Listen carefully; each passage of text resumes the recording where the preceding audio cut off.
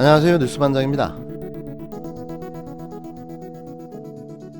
역시 윤석열입니다. 이토록 질긴 인간이 있을까 싶은데요. 김학의 불법 출금 수사를 뭉갰다며 본인이 직접 나서 사건을 재배당했습니다. 이성윤 라인 논란이 있는 안양지청 대신 조국 전 장관을 기소한 수원지검 검사에게 사건을 재배당했는데요.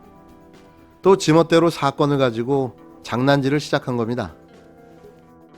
출국 금지 다음 날 중앙지검장인 이성윤 당시 대검 반부패 부장이 동부지검 고위 관계자에게 전화를 걸어서 결재권자인 동부지검장 모르게 내사 번호가 함부로 부여됐다는 사실을 통보했고, 동부지검이 내사 번호 부여를 추인해서 합법화해달라는 취지의 요구를 했던 사실도 드러나고 있습니다.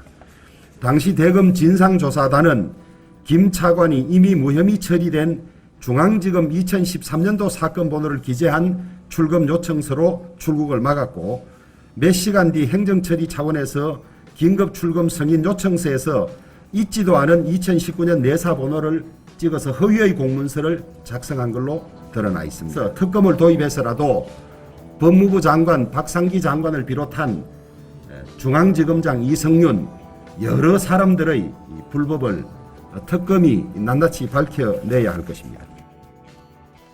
지금 들으신 발언은 13일 주호영 국힘당 대표가 당 최고위원회에서 한 발언인데요. 윤석열 정치검찰과 국힘당의 손발이 척척 잘 맞아들어가기 시작했습니다. 대검찰청은 2019년 3월 김학의 전 법무부 차관의 불법 출금 및 은폐 의혹 사건 수사를 안양지청에서 회수해 수원지검 형사3부 이정섭 부장검사에게 재배당했다고 13일 밝혔습니다. 이 사건 수사를 맡은 이정섭 부장검사는 지난해 서울동부지검 형사 6부장으로 유재수 전 금융위 국장 감찰무마 사건을 수사해 조국 전 법무부 장관을 직권남용 등의 혐의로 기소한 인물인데요. 기존에 사건을 맡았던 수원지검 안양지청에 대해 사건 문객이라며 윤석열 검찰청장이 이 부장을 직접 찍어 재배당한 것으로 알려졌습니다. 대검은 또 이 사건을 대검 형사부가 아닌 특수사건을 전담하는 반부패 강력부가 지휘하도록 했는데요. 이종군 대검 형사부장은 박상기 당시 장관의 정책보좌관으로 김 전 차관 불법 출금에 사후 수습에 개입한 의혹을 받고 있어 수사 지휘에서 배제한 겁니다. 이에 따라 향후 김 전 차관 불법 출금에 대한 수사가 속도를 내면서 본격화할 것으로 보여지는데요. 마침 건수 하나를 제대로 잡은 듯 보여집니다. 이게 과연 윤석열의 반전을 노리는 복수국이 될 수 있을까요?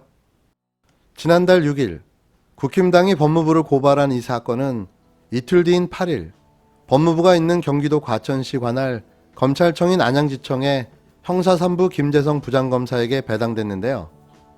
안양지청은 공익신고자가 첨부한 자료 등도 넘겨받았지만 한 달이 넘도록 신고자에 대한 조사를 하지 않았다는 의심을 받고 있습니다.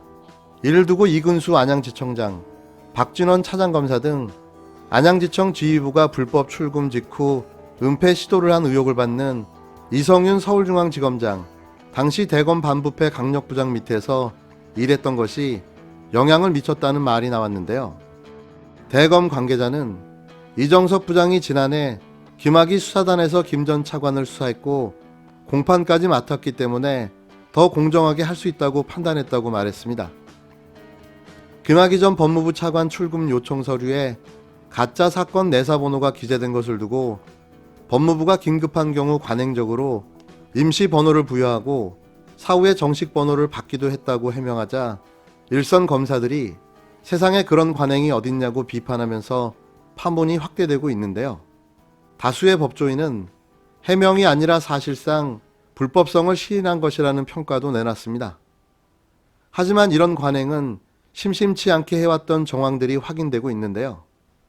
2019년 3월 22일 밤 대검 과거사 진상조사단 소속 이규원 검사는 김 전 차관 출국을 막기 위해 김 전 차관이 과거 무혐의 처분을 받은 사건 번호를 긴급 출금 금지 요청서에 기재했는데요. 이게 위법이라는 거죠. 이 검사는 이후 제출한 긴급 출국 금지 승인 요청서에는 아예 존재하지 않는 가짜 서울 동부지검 내사 번호를 기재하기도 했는데요. 범죄자가 해외로 도피를 시도하는 긴급한 상황에 벌어진 임시 조치였던 겁니다. 그들의 주장대로라면 그냥 출국을 시켜야 합니까? 범죄자의 해외 도피를 방조해야 하는지 묻고 싶은데요. 법무부는 지난 12일 처음으로 입장문을 내고 이 검사는 서울동부지검 검사 직무대리 발령을 받은 수사기관에 해당하므로 내사 및 내사번호 부여, 긴급 출국 금지 요청 권한이 있고 당신은 중대한 혐의를 받고 있던 김 전 차관이 심야의 국외 도피를 목전에 둔 긴급하고도 불가피한 사정을 고려할 필요성이 있다는 입장을 밝혔습니다. 과연 자신의 복수를 위해서라면 검찰 내 자기 식구도 쳐내겠다는 윤석열의 의지가 이 사건에 얼마나 반영될지 기대가 되는데요. 이제는 피하 식별 없이 자신에게 반기를 드는 모든 세력은 다 적이 되고 마는 겁니다. 국민의 촛불혁명, 국회의 탄핵에 이어 법원의 사법적 판단으로 국정농단 사건이 마무리된 것입니다. 대한민국은 민주공화국이다 라는 헌법 정신이 구현된 것이며 한국 민주주의의 성숙과 발전을 의미합니다. 전직 대통령이 복역하게 된 불행한 사건을 역사적 교훈으로 삼아 다시는 이와 같은 일이 일어나지 않아야 할 것입니다. 국정농단과 국가정보원 특수활동비 성납 등의 혐의로 재판에 넘겨진 박근혜 전 대통령에게 징역 20년형이 최종 확정됐습니다. 2017년 4월 구속 기소된 지 3년 9개월 만에 2016년 10월 최순실 타블렛 PC 공개로 국정농단 사건이 촉발된 지 4년 3개월 만인데요. 대법원 3부는 특정범죄 가중처벌법상 뇌물 등의 혐의로 기소된 박 전 대통령의 제3고심에서 징역 20년에 벌금 180억 원을 선고한 원심을 확정했다고 14일 밝혔습니다. 35억 원의 추징금도 함께 확정됐는데요. 재판부는 뇌물 혐의에 징역 15년과 벌금 180억 원, 국고 손실 등 나머지 혐의에는 징역 5년을 각각 선고한 파기환송심 판결을 그대로 유지했습니다. 이로써 박 전 대통령은 새누리당 공천 개입 혐의로 이미 확정된 징역 2년에 더해 총 22년의 징역을 살게 됐는데요.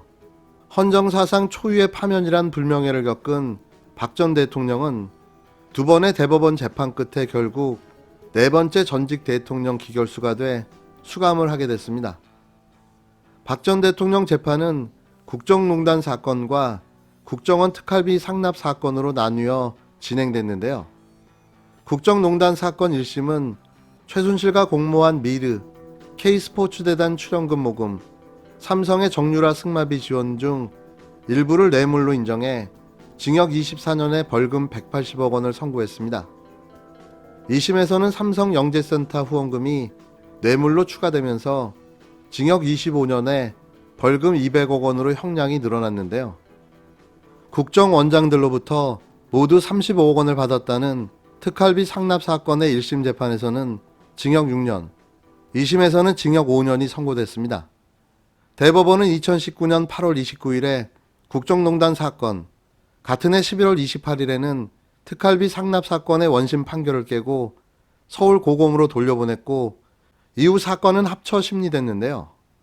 두 사건이 병합돼 파기환송심에서는 대법원의 파기환송 판결 취지에 따라 강요죄와 문학의 블랙리스트 사건 관련 일부, 직권남용 권리행사 방해 혐의가 무죄로 뒤집혔고 형량은 20년에서 벌금 180억 원으로 크게 줄었습니다.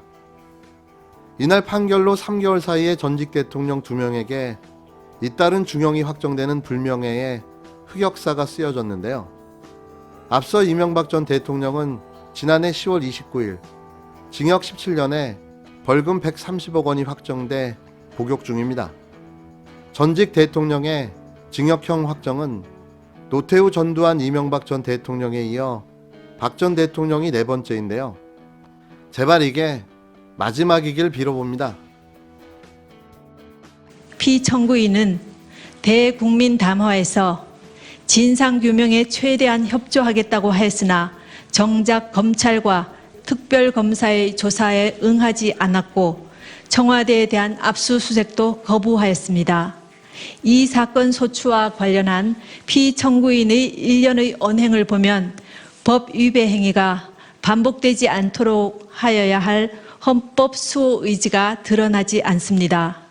결국 피청구인의 위헌 위법 행위는 국민의 신임을 배반한 것으로 헌법 수호의 관점에서 용납될 수 없는 중대한 법 위배 행위라고 보아야 합니다. 피청구인의 법 위배 행위가 헌법 질서에 미치는 부정적 영향과 파급 효과가 중대하므로 피청구인을 파면함으로써 얻는 헌법 수호의 이익이 압도적으로 크다고 할 것입니다. 이에 재판관 전원의 일치된 의견으로 주문을 선고합니다. 주문, 피청구인 대통령 박근혜를 파면한다.